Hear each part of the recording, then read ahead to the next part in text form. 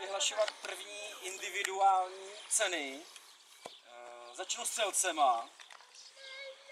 Teďka vám chci říct takový úžasný číslo. Odehráli jsme v podstatě každý 3 zápasy. Celkem padlo neuvěřitelných 190 gólů. 190 gólů. Vyhlásím z každého týmu nejlepšího střelce. Začnu v týmu Vojkovic. Ve Vojkovicích nejlepším střelcem je Láďa Dvorský, dal 11 gólů.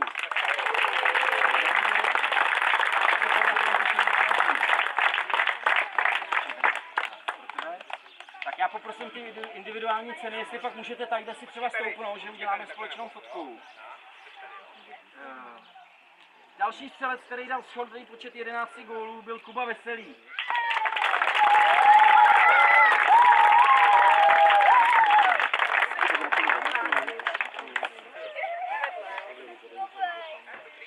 Z týmu Obříství nejlepším střelcem Ondra Votýpka.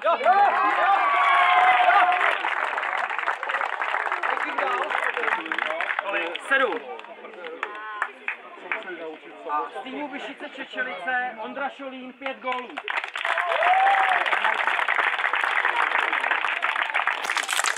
Tak jestli vás můžu poprosit, tak jestli si udáte tady společný foto. Do novin.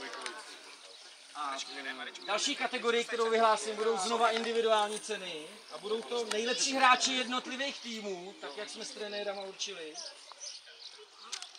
Začnu týmem Vyšice Čečelice, nejlepším hráčem Vojta Šofr.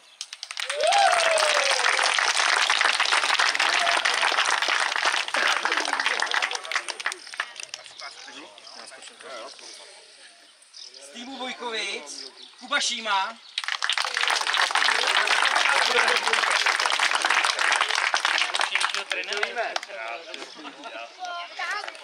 Tým Obříství Kuba Kadlečík.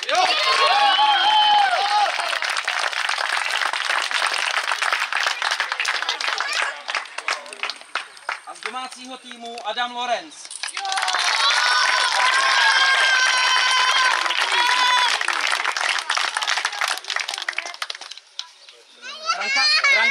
Brankáře vyhlašujeme jenom jednoho, vzhledem k tomu, že dneska těch brankářů bylo strašně moc.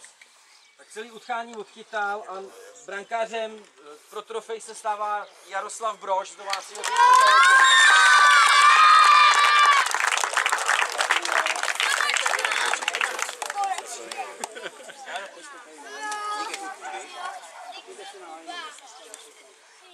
Tak a teď už přistoupíme k vyhlášení celého turnaje. Běžte k sobě blíž, jo, kluci?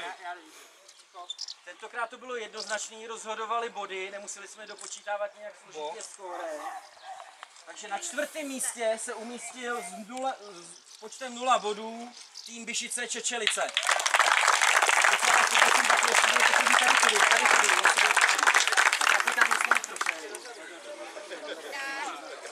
Pojďte, dostanete medaile každý, jo.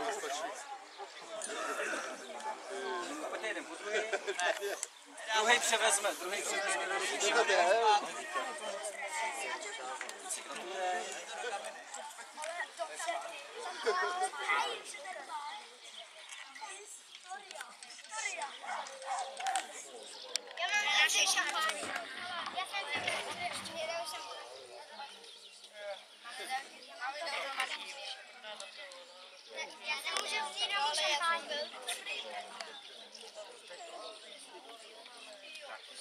Jo, tak zatleskáme na 4. místě.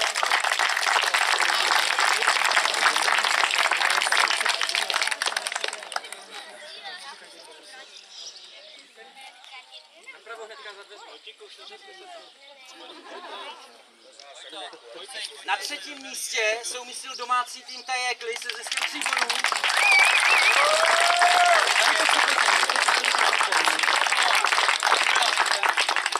Tak, Maričko, ať je zpátky, jo? Počkej, Natálka dostane. Jo, pak se vypneme, jo? Počkej, tady ti dám medaili nejdřív. Edo! Ondra přivezl pohár. Jak jsi chtěl bronzovou? No, pak se zase vrátí ještě, jo? Pak se vás ještě vítěznou pózu.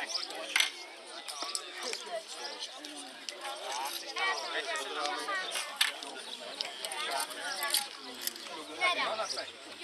my se napijeme toho poháru.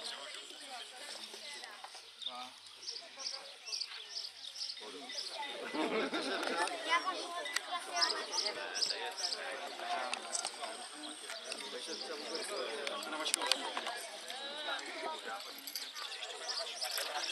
Stoupněte si ještě. Stoupněte si, jak jste stáli, jo? Další místa. Pojďte sem. Samozřejmě každý oceněný tým potom dostane tady tašku s těma sladkostmi, ale to předám trenérům potom, že je to dost těžký. Tak, teď vyhlásím tým, který se umístil na druhém místě. Předpokládám, že asi sklidí největší úspěch, protože tím hnedka odhalíme, kdo je první. Takže na druhém místě s počtem 6 bodů tým Vojkovice.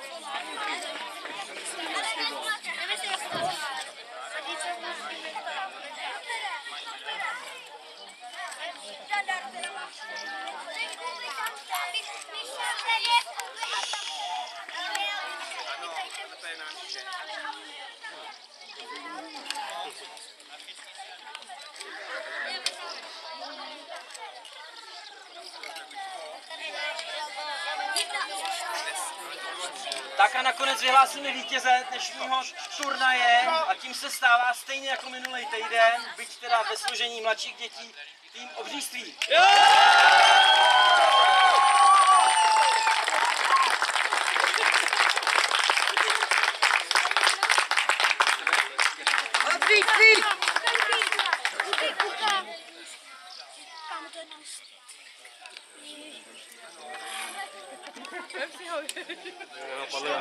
Gratulujem.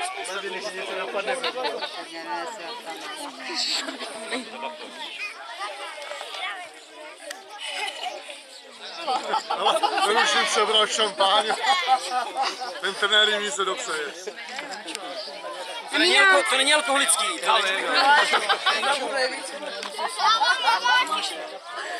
Tak se z toho bude dostat.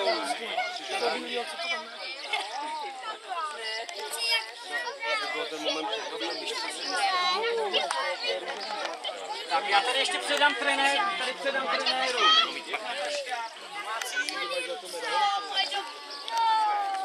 Máme šampáňu, tašku. Obříství. Je to napočítaný, že tam každý má. Tak a naskla. Ještě tady nebyl dlouho, tak mě stačí šádo.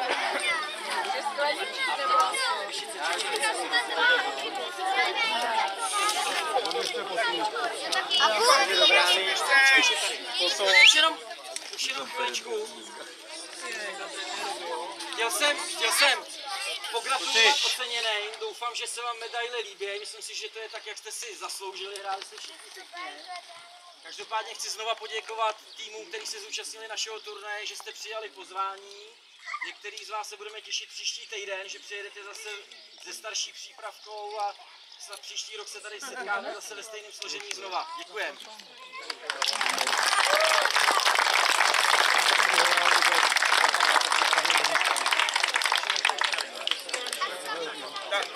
Tak pojďte se tady vyfotit, kluci.